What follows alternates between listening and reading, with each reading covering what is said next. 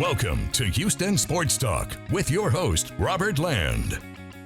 Thanks for checking into the best Houston sports podcast and joining me to look at potential Rockets draft pick and number one pick on all the NBA this year. Jabari Smith is host of the Locked On Auburn podcast. Zac Blackerby, great to have you on the show, Zac. And I'm wondering if you're aware how bad Rockets fans want Jabari. No, I'm not aware, but it makes sense. It definitely makes sense. He's a fun guy to watch. He's a fun guy to cover. And, normally Auburn folks aren't super excited about basketball related things this time of year, but over the last few years, we've had some early draft picks and none of them will go as early as Jabari will in a few weeks. So that's exciting. Even though I don't think you got to convince anybody around Houston about him, I'm just going to start by asking you to give me the pitch on Jabari. And if you feel the same way that he should be the number one pick. Yeah. I mean, consistently the best player on the floor, total team first attitude, which I think is fun and a little bit rare for a lottery pick.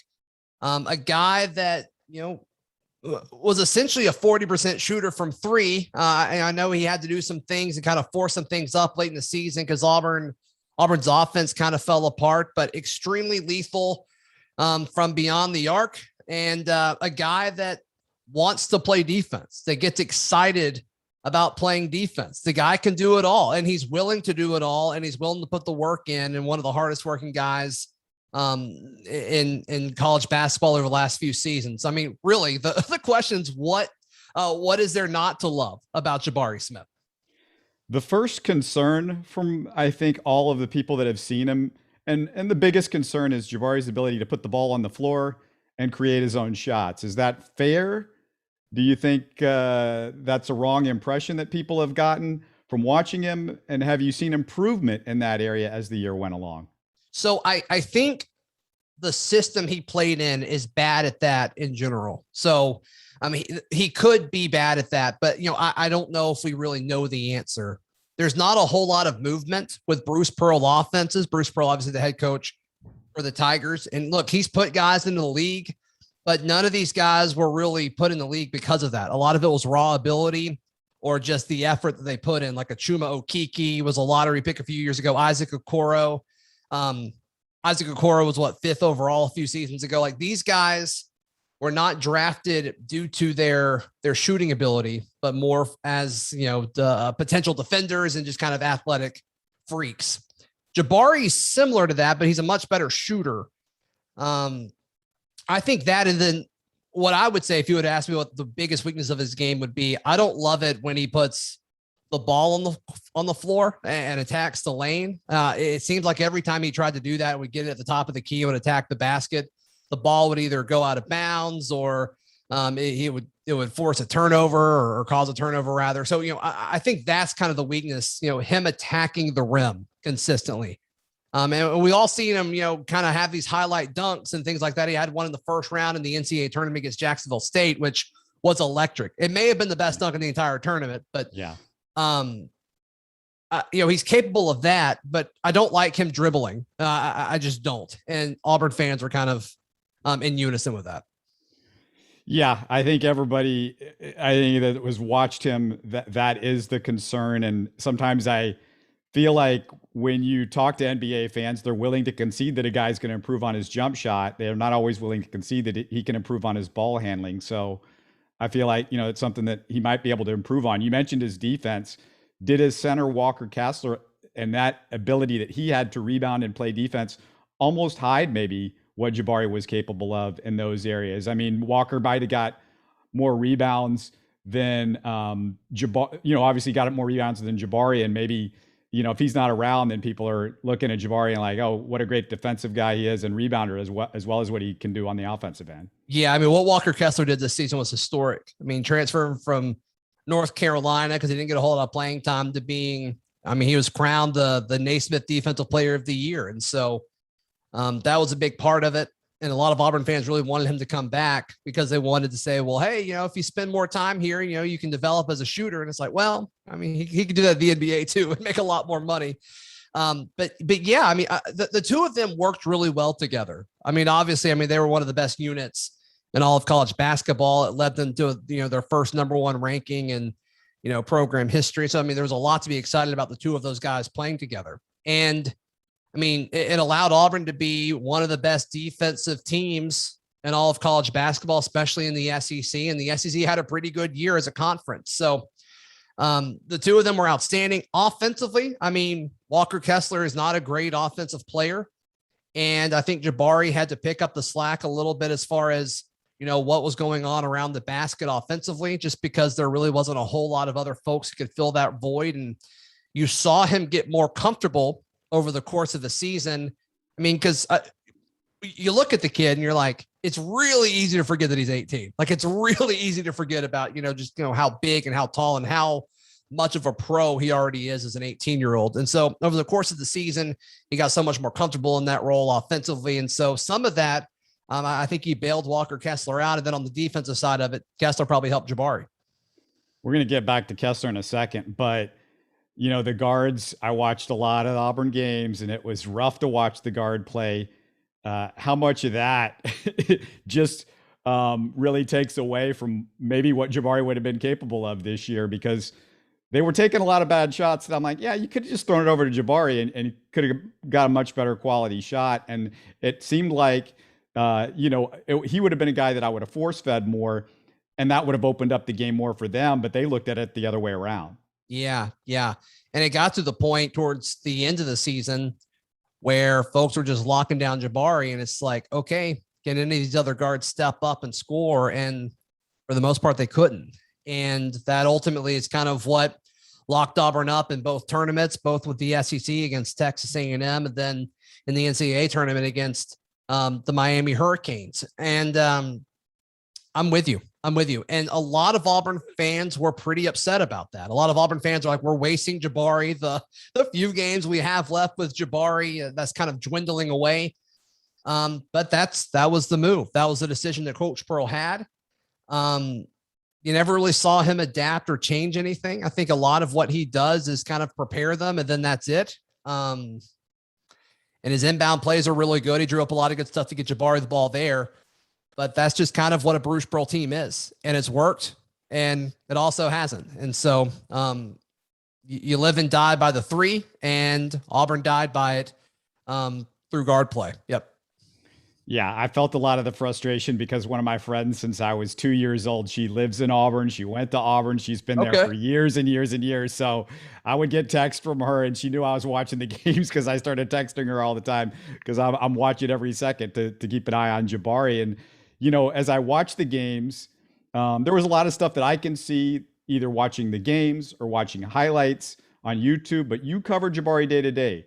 What can you tell us? Because you're at ground zero. What can you tell people about him that maybe they don't know watching games or highlights, from what you've heard about him off the court as a leader, as somebody that all of the stuff that, NBA scouts are going to be, they're going to be picking around on. He never let any of the success and any of the press and any of the, the fame go to his head through any part of the season. This is a kid that came in as Auburn's highest recruit ever. And before the season, he's,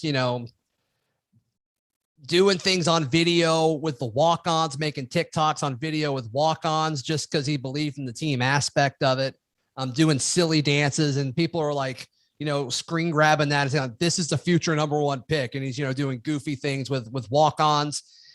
He's the guy that, he's the first in the gym, and it's not a cliche thing. I mean, we've all seen the videos where Kobe talks about working out, and like, that's what Jabari has been doing, ever since he started playing basketball. This kid wants to be one of the greatest basketball players of all time. And he'll tell you that.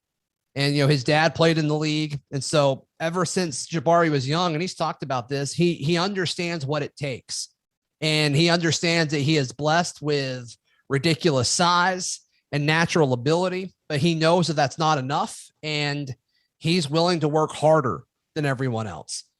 He also understands the game of basketball. His basketball IQ is so intelligent. And then, the biggest thing to me with Jabari, though, is, the kid, I think, is just the complete package.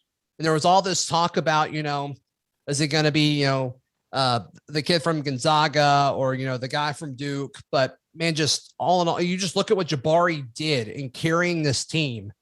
It was special. It was special. And he would have loved to do it every step of the way because the guy is loyal. The guy is all about his teammates and the fans that cheered him on. And I don't think he's just saying it to say it. I think he loved it here. And I think he's going to love wherever, whoever gets the opportunity to take him with the number 1 pick. Yeah, there's a great piece in the Ringer that basically you just mimicked that talked about him, and it talked about his makeup, and he's jumping rope at 5:30 in the morning in 8th grade, and not because somebody was making him, but because he wanted to do it, and how he had the janitor open the gym for him before school opened back then, and how his father taught him about work ethic, and how, he's got a tattoo on his chest that says always humble, and ultimately how his dad didn't make him play basketball. It was all Jabari. And that's the kind of stuff, Zach, that you can't see. And that's what turns good into great. And I love the quote from Auburn's assistant coach where he said, he's enamored with scouting reports. I love that sort of talk. Yeah. And it comes across that way. And, he understands like how to get switches and the proper matchup. And once he has it, he'll call for the basketball and shoot over a guy. And, it works 9 times out of 10. It works. And so he understands what's going on there. I mean, the crazy thing about Jabari, my wife is not a sports fan. She married a guy that talks sports for a living and talks about it nonstop 24/7. And I think we work because she's just not interested in anything about it, which is great. It's fantastic. But, I'll be watching, if Auburn's on the road or whatever, I'll be sitting watching the Auburn game, and she'll come and sit with me. And I'm like, all right, guess who the NBA player is on the floor? And she's like, okay, she does not watch basketball. And she's like, number 10 seems significantly better than everyone else after watching for about 10 minutes. And I'm like, yep, that's it. And if that doesn't pass the litmus test, I don't know what does. Well, get him here. That's all we got to say. And while I was watching Jabari all year, I had become fascinated with Walker Kessler. And as the year went on and the Nets pick that they owed the Rockets got worse and worse in the first round, it was like, well, that's kind of where Kessler's being projected at. We badly need rim protection, Zach. We badly need defense. If you watch the Rockets this year, worst in the NBA. Tell me how you feel about Kessler as an NBA prospect. Yeah. And so just to be transparent here, I'm a little raw when it comes to predicting how the NBA will see some of these guys, because in the past I've been like, okay, I think this is going to be a great guy at the next level, but like Kessler cannot score, I don't think, at an NBA level. And so like, I don't know, do people use a late 1st round pick on just rim protectors? And like, I genuinely don't know the answer to that. I think it's going to take him a few years to be able to truly stretch the floor like he wants to. But as far as defense, I mean, I think he's a guy that can go in right away and make an impact on that. Just historic as a rim protector and a shot blocker, just crazy numbers when you looked at him this year. And then I started to get a little bit scared of him because I was getting all excited. I'm like, oh, look at he's blocking shots with both arms. He looks really good at finishing around the basket, which is a big thing if you're that tall, because you don't need somebody that's going to be a back to the basket. I mean, that stuff is long gone. Right. But what started to get me scared about in the last few games is just he didn't look that good in the turn. He didn't look that good in the last couple of games. Then I listened to you guys, and you guys said he was dealing with a shoulder injury late in the season. Is that right? Yep. Last few weeks of the season, he had that. And then, in the tournament game where Auburn lost to Miami, I mean, he played very limited minutes, a lot less than he normally does, because the game before, his elbow gashed into another Auburn player's tooth. And so literally knocked 2 teeth out, or broke 2 teeth out of Jalen Williams' mouth. And so literally a chunk of tooth was stuck in his arm. So he missed some time there. But yeah, he wasn't 100% down the stretch, and it didn't really impact his defense as much, but you really saw him struggle on the offensive side of the floor, or at least compared to what he normally does. So I'm sure the NBA teams that are interested in him are going to do a million physicals on that shoulder, but I mean, remarkably healthy for a guy that size. I mean, normally the guys that size deal with ankle issues and knee issues and hip and back stuff. Shoulder is not on that list. And so that's going to be interesting to see how NBA teams view him. But outside of that, he seems extremely healthy. And, sometimes watching him with that shoulder brace on, I didn't really notice that much of a difference. Other people pointed out it having a bigger impact than I did. So if you ask somebody else, they'll say, oh my gosh, yes, his game absolutely changed. I didn't really see it change that much, but he did get less efficient offensively. But also, I think his game was trending down offensively before that, because I think people realized if you really just beat him up a little bit and push him around and force him to get 2 or 3 fouls in the first few minutes, he really becomes significantly less aggressive. And I mean, Florida was the best at this with Colin Castleton. I mean, Florida was outstanding at kind of pushing Walker Kessler around and kind of making him a little bit more human, coming down to earth a little bit. And so can the NBA put more weight on him and get him to be more physical? Like probably. And that'll be fun to see. Yeah, he's got a big frame, and it concerns me when I hear that you can beat him up and he's not fighting back, because we got a guy on our team that's I sort of put in that category. But, Kessler definitely has the frame to add something there, and maybe that would help. The other part about his game is the jumper, and you mentioned it. And I noticed as the year went along, he started to use it a little bit more. I don't have a whole lot of confidence, though, that that's something that's going to take really quickly, because his free throws, they're not good. And usually that's a great way to sort of reference a shooter. Yeah. Yeah. And, the buzz around him when he was transferring to Auburn was, he's this stretch 5 that can really, shoot threes at 35%. And we just didn't get that. And it got to the point where he'd be all alone at the top of the key, and the, opposing team, they're getting ready for the rebound because they're like, yeah, just shoot it. We'll give it to you. And he would miss them. And so that's not a good sign, but, that's the player he wants to be. I don't know, whoever drafts him, if they're going to try to mold him into that or not, I'm not sure, but that's what he wants to be. And that's kind of what he was billed as, in his limited playing time at North Carolina before he came to Auburn. But the big thing with Kessler that was, where he took a big step was footwork. His footwork around the rim was fantastic. You didn't really see a whole lot of development from shooting. He kind of came out of nowhere a little bit, would you say? Yeah, for sure.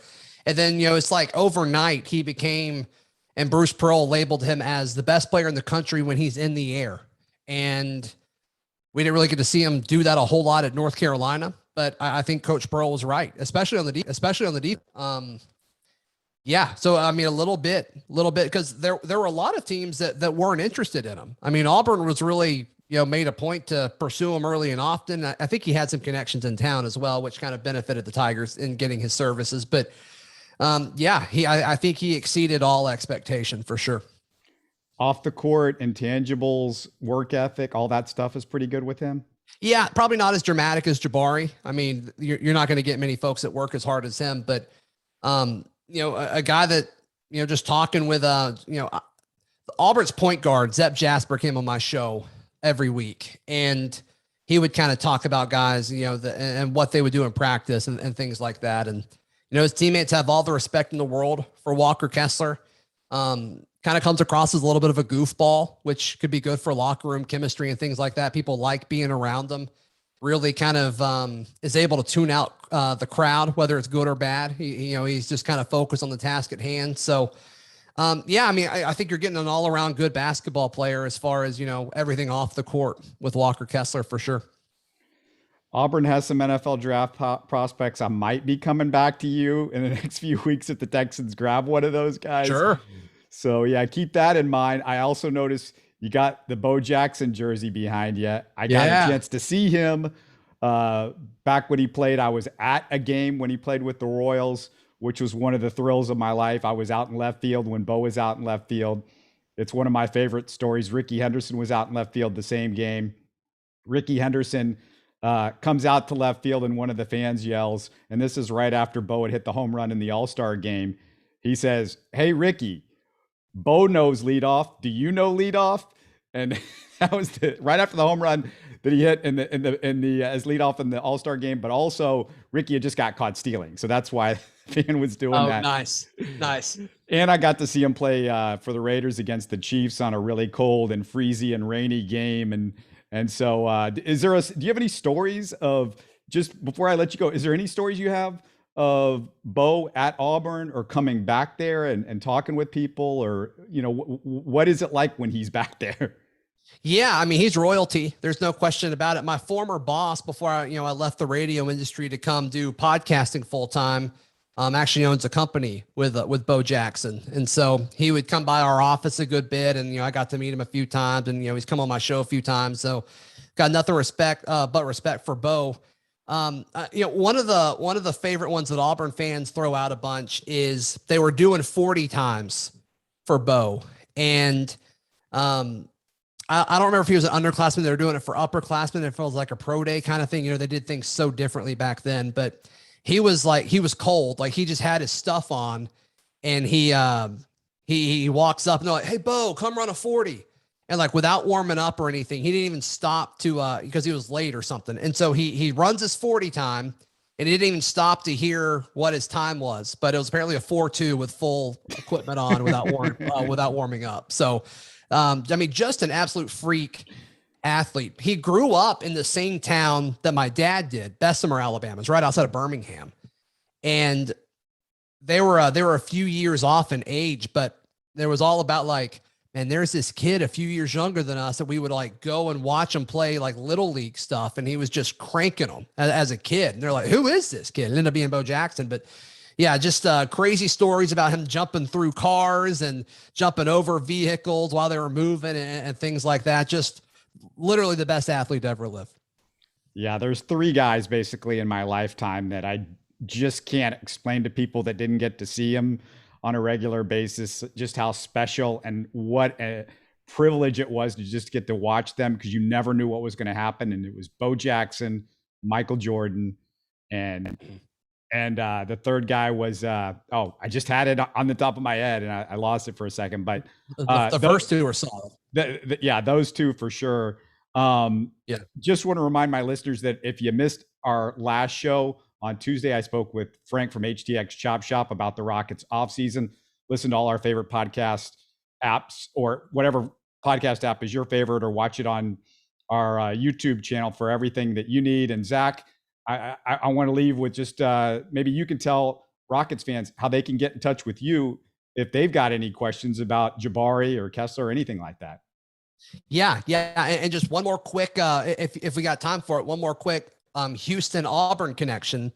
Our former quarterback, Jarrett Stidham, who's now, the backup to Mac Jones up in New England. Right. He married a girl that he met at Baylor. She was on our soccer team, but her dad's the CEO, I think, of the Rockets. And so there's an Auburn tie there. Auburn quarterback kind of in y'all's CEO's family. So there's something there. But yeah, all of my stuff is you can be found on social media at Zac Blackerby. And I do a podcast every day called Locked on Auburn, which is available wherever you get your podcast and free on YouTube. And I cover Auburn stuff for Sports Illustrated. And all that is at auburndaily.com. All right. The old man brain just kicked in. And the third guy I was trying to think of, and I don't know how I forget this because the Astros cap's right behind me, but Nolan Ryan was the other guy that, I drove 6 hours at one point to go watch him pitch one night. So that's what I thought of Nolan Ryan back in the day. I can't tell you how much I appreciate you coming on with me, Zach. And, hopefully we can do this again. Hopefully Jabari's going to be back here, and maybe we'll get some Auburn guys in the NFL draft too. Yeah, no, that'd be fun. Be happy to come back anytime, man. You're listening to Houston Sports Talk. Don't forget to follow Houston Sports Talk on Facebook and Twitter. Subscribe to us on iTunes, Spotify, the Google Podcast app, or the Stitcher app. You can support us by giving us a 5-star review on iTunes or by telling your friends about us. Spread the word, everybody. Thanks for listening.